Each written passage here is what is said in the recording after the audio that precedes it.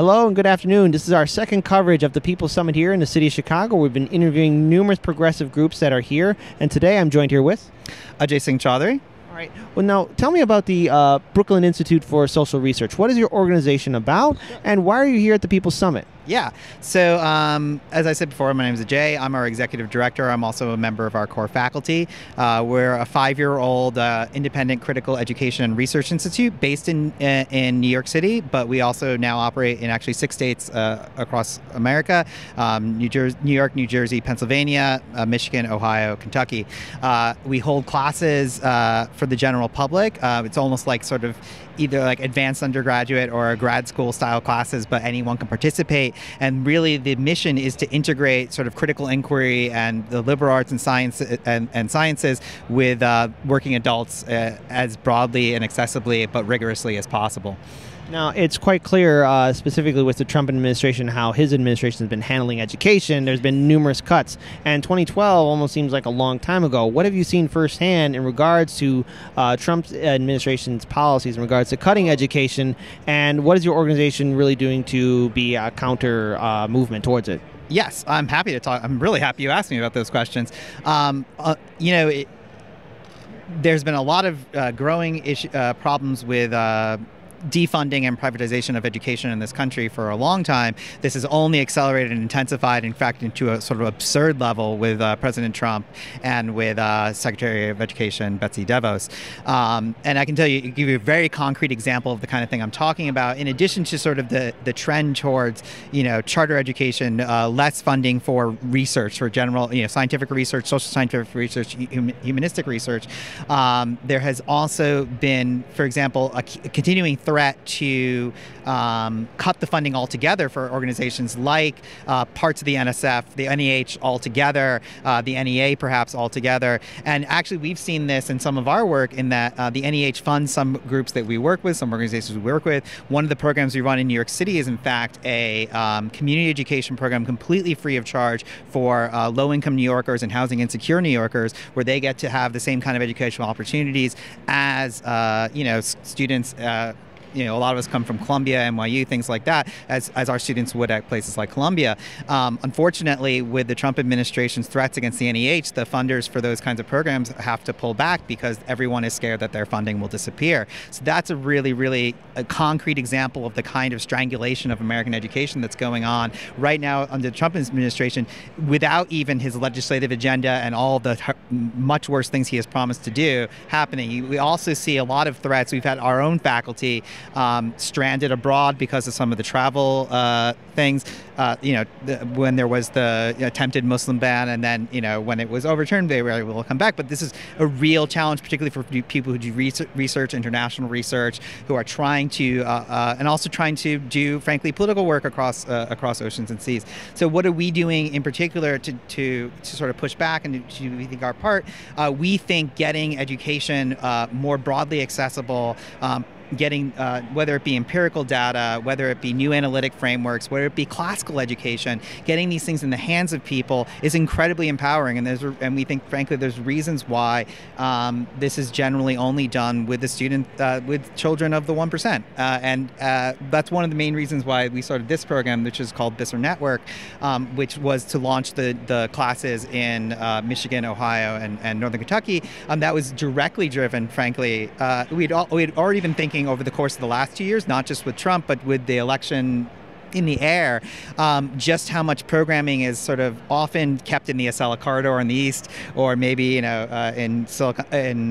the Bay Area or in LA and things like that. But we really were thinking that the kind of work we're doing should also take place in some of these smaller cities, smaller communities across the country, not only New York City, LA, Chicago, things like that. And we actually think that getting people into classrooms, 20 people at a time or so, working in an atmosphere of open inquiry, but where they're getting access to critical thinking tools, critical theory, like I said, new data, new frameworks, new ways of thinking about the world. This can have a potentially very salutary effect, and is pushing back against a sort of stifling both political atmosphere and a stifling anti-intellectual atmosphere.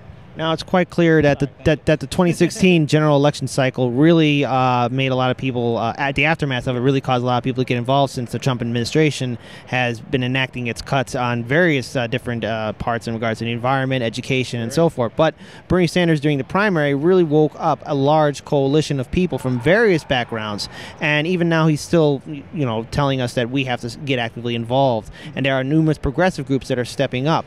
For example, the Justice Democrats, Brand New Congress, Socialist Alternative, the Green Party. Has your organization reached out to these progressive groups? And if so, if they are running for office, be it at a county level, state level, or federal level, what do you want to see them do in regards to defending education and other progressive policies? Sure. Well, I should mention we are a 501c3, so we don't endorse any political party or political candidates. But that said, we are happy to always be in conversation with other organizations. There are organizations that we think are quite consonant with the educational work we're doing. Just this morning, we had a really productive conversation with Maria Spart, who is the national director of the Democratic Socialists of America, and she was on our podcast and on our video.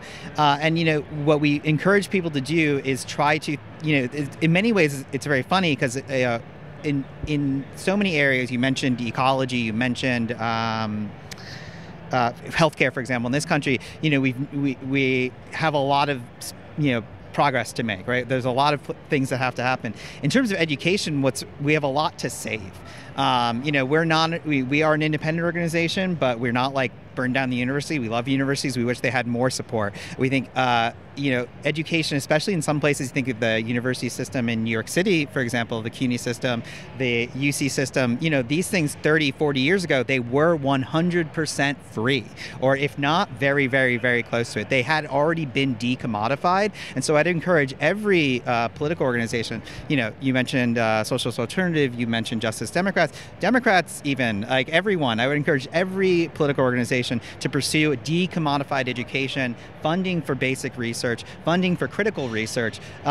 Really, this is the future, not only of a sort of I think it's often painted as the future of economic life in this country. It's not just the economic background of this country. It will be the cultural and sort of human flourishing of our citizens and people abroad. So I could not stress enough how much I think everyone should support universal, decommodified education for everyone.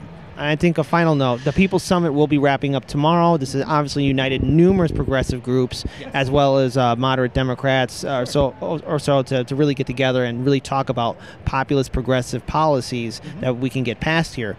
But there might be people at home who are perhaps sitting in their couches thinking that if they get involved, it won't matter, or them standing up, they should just stay home. What do you want to say to people who are perhaps just, in the background? Sure. It's really tough. I actually, the picture you're painting for me is a deeply sympathetic one, because I think a lot of people are rightly alienated and rightly have disaffection with a system which cuts them out and doesn't really give them a lot of options. I was just having a wonderful conversation with Sarah Leonard from The Nation about how few options people have had, and how recently, you mentioned with Sanders, we just had the UK election with Corbyn, and you saw a youth turnout of over 70%. You saw low-income Britons voting in record numbers because there were real options on the table. And so what I would say to to someone like who you're talking about is the following. I think you've been right to be disaffected, but actually now we're at a moment of great crisis with Trump, and it's real, and all the things I was just sort of saying are that I feel them very viscerally, but that you can in fact get out and make a difference. When we started with one classroom, couple of students, 4 people in the back of a bar in Brooklyn. 5 years later, we're in 6 states. We run 85, 90, 100, I don't even know how many classes per year. We have 44 affiliated faculty on multiple continents. You can start something, if you get, find a couple people to work with.